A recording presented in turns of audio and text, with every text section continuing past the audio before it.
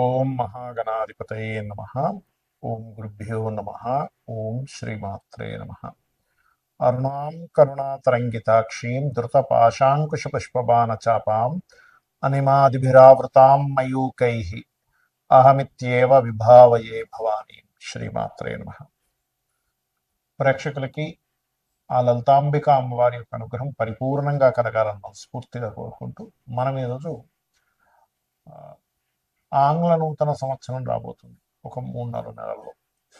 దానికి చాలామంది ఏమండి న్యూ ఇయర్ నుంచి గ్రహాలు ఎలా మారుతాయి, దానివల్ల మేము కొన్ని ప్లానింగ్స్ చేసుకోవాలి అడిగినప్పుడు నేను చెప్పింది ఏమిటంటే ఇది మనకు ప్రామాణికం కాదు, మనది ఉగాది నుంచే చూసుకోవాలని చెప్పినప్పుడు, లేదండి మేము మా లైఫ్ ప్లానింగ్స్ కొన్ని ఉంటాయి, ఈ సంవత్సరం ఇలా కానీ ఇల్లు కొనాలా వద్దా, అసలు ఉద్యోగం మారచ్చా వద్దా, ఇన్వెస్ట్మెంట్ చేయాలా వద్దా, ఇలాగ వివాహం దగ్గర నుంచి ప్రతిదీ కూడా గ్రహాలు ఎంతవరకు సపోర్ట్ చేస్తున్నాయి, సపోర్ట్ చేయనప్పుడు అది కంపల్సరీ అవుతుంది. ఒక్కోసారి ఉద్యోగం మారడం కానివ్వండి, గృహం కొనుక్కోవడం కానివ్వండి, వివాహం కానివ్వండి, ఇన్వెస్ట్మెంట్ కానివ్వండి, ఏదైనా కానీ. మరి అలాంటప్పుడు ఎటువంటి పరిహారాలు చేసుకుంటూ దాని ముందుకు వెళ్ళాలి అనే విషయం తెలుసుకోవాలి కదా. కాబట్టి మీరు కాస్త చెప్పండి అని చెప్పి నన్ను చాలామంది అడగడం వల్ల ఆంగ్ల నూతన సంవత్సరం యొక్క జనవరి నుంచి డిసెంబర్ వరకు ఉన్నటువంటి గ్రహస్థితిని అనుసరించి చెప్పడం జరుగుతుంది. అయితే ఈ విషయాలు చెప్తుంది నేనైనప్పటికీ కూడా చెప్పిస్తుంది సాక్షాత్ లలిత అమ్మవారికి అని భావిస్తే అసలు గ్రహాలు ఎలా మారుతున్నాయి ఈ న్యూ ఇయర్ చూద్దాం. ఇక్కడ చూసుకున్నట్లయితే మనకి నూతన సంవత్సరం ప్రారంభంలో అంటే జనవరి 1వ తేదీకి 1 డిగ్రీలో ఉంటున్నాడు శని. ఎందుకంటే ఈయన వక్రగతి మళ్ళీ ముందుకెళ్ళాడు కదా. 1 డిగ్రీలో ఉన్న శని జూలై 27కి 2026 జూలై 27కి వక్రిస్తాడు. వక్రించి అతని వక్రత్యాగము 10th డిసెంబర్ రోజు వక్రత్యాగం అనేటువంటిది పోతుంది, గుర్తుపెట్టుకోండి. రైట్.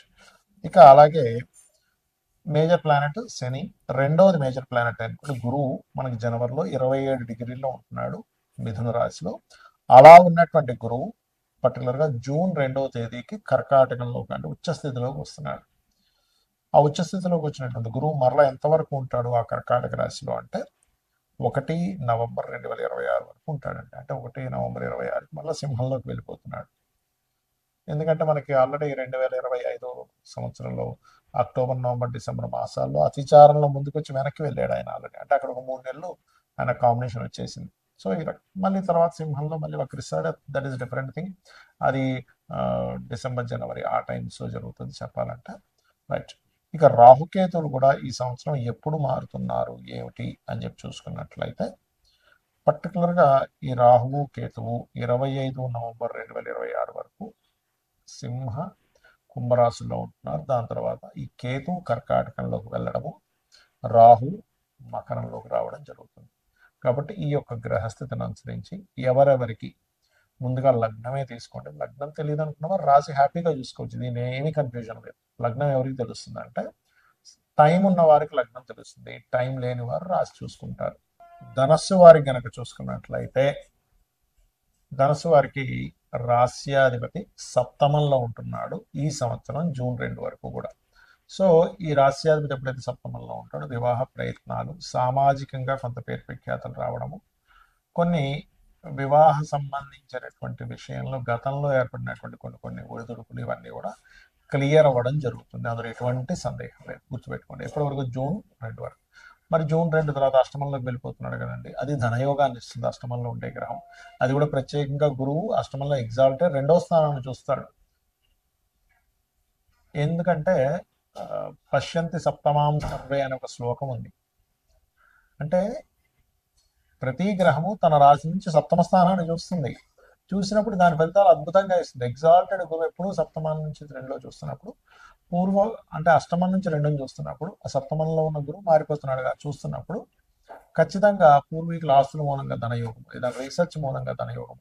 కొంతమందికి చదువుకునే పిల్లలకి ఏదైనా చూడండి, చదువుకునే సమయంలో కొన్ని పొందుతుంటారు గవర్నమెంట్ నుంచి, అటువంటి వాటి మూలంగా స్టైఫండ్స్ ఇలాంటివి.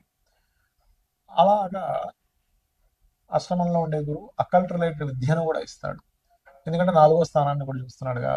అలాగే గృహయోగాన్ని, అంటే మీరు ఏదైనా ఒక ప్రాపర్టీ కొనుక్కోవాలి అని అనుకుంటే జూన్ 2 తర్వాత నుంచి బాగుంది అనేటువంటిది ఆ గురువు చెప్తున్నాడు. ఎందుకంటే ఇక్కడ మీరు గమనిస్తే ఈ అష్టమంలో ఉండే గురువు 12ని చూస్తాడు, ఇన్వెస్ట్మెంట్ స్థానాన్ని చూస్తాడు, 4వ స్థానాన్ని చూస్తాడు, 2వ స్థానాన్ని చూస్తాడు. కాబట్టి జూన్ 2 తర్వాత మీరు చేసే ఇన్వెస్ట్మెంట్లు, మీరు చదువుకునే విద్యా విషయంలోని గురువు అనుకూలిస్తున్నాడు. ఇది బాగా అర్థం చేసుకోండి. అలాగే భాగ్యంలో ఉండే కేతువు కూడా మీకు 25 నవంబర్ వరకు రాహుకేతువులు భాగ్యంలోని, రాహువు 3లో అంటే కుంభంలో ఉన్నాడు, కేతు భాగ్యంలో ఉన్నందుకు 25 నవంబర్ వరకేమో కేతువు మీకు ఆధ్యాత్మిక యోగాన్ని ఇస్తే, 25 నవంబర్ వరకు 3లో ఉండే రాహువు పర్టికులర్గా మీకు ఇచ్చే రిజల్ట్ ఏమిటి అంటే, అతను అక్కడ ఇచ్చేటువంటి రిజల్ట్లో క్లియర్గా ఇది ఎటువంటి ఫలితాలు ఇస్తాడు అని చెప్పి చూసుకున్నట్లయితే మీకు ధైర్య సాహసాలను ఇస్తాడు. కానీ ఎప్పుడైతే రాహు 2లోకి వచ్చేస్తాడు 25 నవంబర్ నుంచి, కొంచెం మీరు మీ యొక్క ప్లానింగ్, ఫైనాన్షియల్ ప్లానింగ్ అంతా కూడా ఆన్లైన్లో చేసే విషయాల మీద, విదేశీ కంపెనీల మీద పెట్టినట్లయితే మీకు ఫైనాన్షియల్ గ్రోత్ బాగా పెరుగుతుంది అక్కడ నుంచి. అది మెయిన్గా చూసుకోవాలి. ఇక శని ఎట్లాగో 4లో ఉన్నాడు, అర్ధాష్టమ శని అంటుంటారు. కాబట్టి కొంచెం ఈ వక్రించినప్పుడు, ఈ గురుబలం పడ్డప్పుడే మీరు గృహ నిర్మాణం కానీ, ప్లానింగ్, వాహనం కానీ, లేకపోతే ఒక స్థలం తీసుకోవడం కానీ చేయండి. మళ్ళీ వక్రగతి పోయిన తర్వాత మాత్రం దయచేసి చేయకండి. ఎందుకంటే అది 10 డిసెంబర్ నుంచి వక్రగతి పోయి స్ట్రైట్ అవుతాడు. అక్కడ నుంచి మాత్రం మీరు చేసుకోకుండా, ఒకవేళ కంపల్సరీ తప్పనిసరి కట్టవలసి వచ్చినా, తీసుకోవాల్సి వచ్చినా, మీరు కాలభైరవ అష్టకం చేసుకోండి. కాకపోతే మీరు నిత్యము చేయవలసింది మాత్రం లక్ష్మీ నరసింహస్వామి యొక్క ఆరాధన చేయాలి మీ జీవితాంతం. మనం జీవితంలో ఎంతో కష్టపడుతున్నా, నిజాయితీగా, న్యాయంగా ఉన్నా, ఒకరిని ఇబ్బంది పెట్టకపోయినా, ఎంతో హానెస్ట్గా ఉన్నా ఇబ్బందులు పడుతూ ఉంటాం. మనకు అర్థం కాదు ఏమిటిది, నేను ఎంతో మంచివాడిని కదా, ఎవరిని ఇబ్బంది పెట్టట్లేదు కదా, ఎంతో తెలివిగా ఉన్నాను కదా, అయినా నాకు ఎందుకు అవకాశాలు రావట్లేదు, నాకెందుకు ఇంత ఇబ్బంది ఉంటుంది అంటే, మనకి జ్యోతిషాస్త్రం కర్మ సిద్ధాంతం అంటే, నువ్వు ఏ కర్మనైతే చేసావో ఆ కర్మ నువ్వే అనుభవించాలి, ఇంకోటి అనుభవించేది లేదు. కొన్ని ఉంటాయి, తల్లిదండ్రులు, వంశం అనుభవిస్తూ ఉంటుంది, కొన్ని దేవతా శాపాలు, కొన్ని పిశాచ బాధలు, ఇలా కొన్ని ఉంటాయి.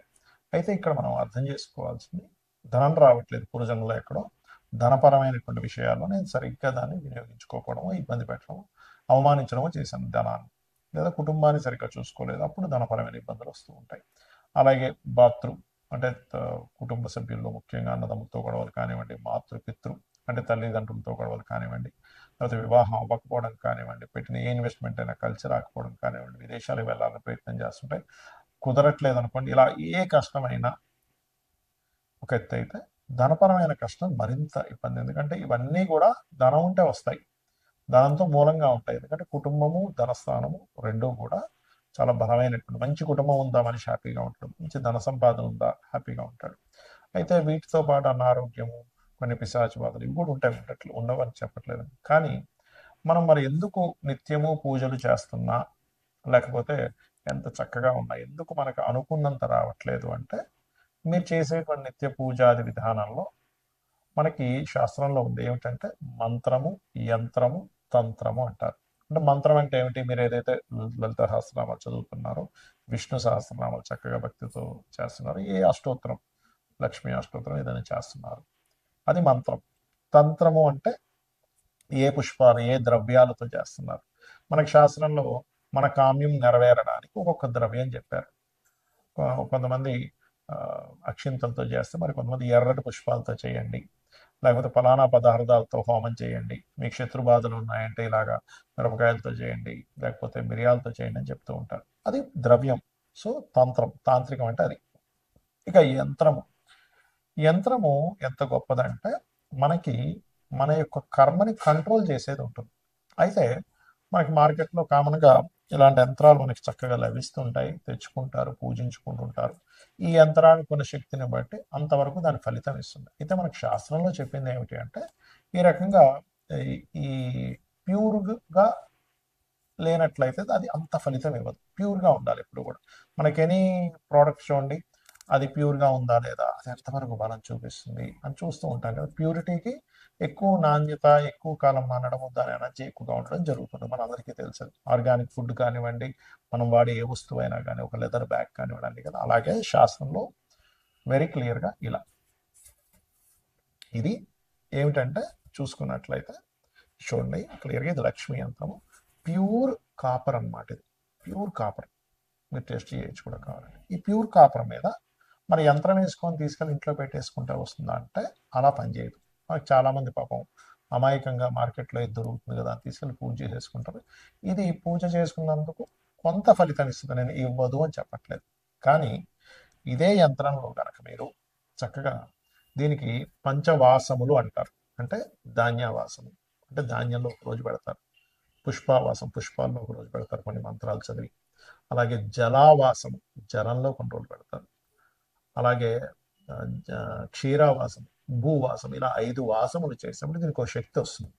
ఇలా 5 వాసాలు చేసినటువంటి యంత్రానికి రుద్రాభిషేకం చేస్తారు. ఏకాదశ రుద్రాభిషేకం, సహస్ర రుద్రాభిషేకం చేసేవారు కూడా ఉంటారు. అలా చేసి కొన్ని జపాలు కొన్ని రోజుల పాటు జపం చేసి ఈ యంత్రానికి శక్తిని చేకూరుతారు. ఈ పద్ధతి మనకి ఆలయాల్లో పెడుతూ ఉంటారు, మీరు గమనించండి. ఇప్పుడు మన రాముడి విగ్రహం పెట్టేటప్పుడు కూడా కొన్ని వేల సంఖ్యలో, కొన్ని లక్షల సంఖ్యలో జపం చేసి దానికి పెట్టారు. ప్రతి ఆలయంలోని మనకి ఆదిశంకరాచార్యులు వారు కూడా యంత్ర స్థాపనలు చేశారు తిరుపతిలోని చాలా ప్రదేశాలు. అంటే అది ఆకర్షణ ఇస్తుంది. ఆకర్షణ ఎప్పుడైతే ఎక్కడైతే ఉంటుందో, ఎందుకంటే కుజుడు ఆకర్షణ కారకుడు, కుజుడికి సంబంధించిన మెటల్ ఈజ్ కాపర్. కాబట్టి ఇక్కడ మీరు అర్థం చేసుకోవాల్సింది ఏంటంటే, మీరు అనుకున్నంత స్థాయికి మీరు వెళ్ళలేకపోతున్నారు, మీరు ఇంకా రీచ్ అవ్వలేకపోతున్నారు, ఎంత ధర్మంగా ఉన్నా, ఎంత కష్టపడుతున్నా అంటే మన కర్మ అడ్డుపడుతుంది. కర్మని తొలగించేటువంటి శక్తి కుజుడికి ఉంటుంది. అంటే కుజుడు అంటే ప్రయత్నం. అందుకే నువ్వు ప్రయత్నం చేయి, నీకు గ్రహాలు కూడా అనుకూలిస్తాయి అంటూ ఉంటారు. అంటే కుజుడు ప్రయత్నం, కుజుడు కష్టపడి చేసేది, ఎలాగైనా సరే విక్టరీ అవ్వాలని. అందుకే చూడండి, ఎవరికైనా కుజుడు స్ట్రాంగ్గా ఉంటే వాళ్ళు ఈ యొక్క స్పోర్ట్స్లో రాణిస్తారు. సరే, ఏంటంటే కర్మకారకుడు, ఆయన మనకేం శత్రువు కాదు, మన కర్మ మనకు అందిస్తున్నాడు. మనం ఒక రక్షణ కవచంగా మనం ఏర్పరచుకోవాలంటే మంత్రం, తంత్రం, యంత్రం. సో ఈ యంత్రాన్ని పెట్టుకొని మీ గోత్రనామాలతో చేయించుకొని మీరు కనుక ఇంట్లో పెట్టుకొని మీరు కనుక దానికి రోజు నిత్య అనుష్ఠానం అంటారు, పొద్దున్న సాయంత్రం చక్కగా పూజ చేసుకోవడము, దానికి నైవేద్యం కొబ్బరికాయను కొట్టచ్చు. పంచోపచార పూజ, ఏదో పెద్ద పెద్ద పూజలు ఏమి అక్కర్లేదు. చక్కగా పంచోపచార పూజ అంటే గంధము, పుష్పము, అదేవిధంగా నైవేద్యము, ధూపం, దీపం, భక్తి శ్రద్ధలతో కనుక చేయగలిగితే మీరు పడేటువంటి కష్టానికి ఫలితం ఉంటుంది, గుర్తుపెట్టుకోండి. అయితే ఇక్కడ ఏంటంటే మనం తీసుకునేటువంటి యంత్రం దాన్ని ఎంత ఇదిగా క్రియేట్ అవ్వాలి. ఇప్పుడు చూడండి, ఒక సిమ్ కార్డ్ ఉంది, మనం వెళ్ళి సిమ్ కార్డు కొనేసుకొని మనం ఫోన్లో పెట్టుకుని పని చేయదు. ఎందుకు పని చేయదు? దాన్ని అది యాక్టివ్ అవ్వలేదు. సరే, యాక్టివ్ అయ్యింది, మంచి సిమ్ కార్డు తీసుకోవాలి. అంటే అలాగా మంచి సిగ్నల్స్ వచ్చే కంపెనీ తీసుకుంటాం, లేకపోతే సిగ్నల్స్ సరిగ్గా రావు.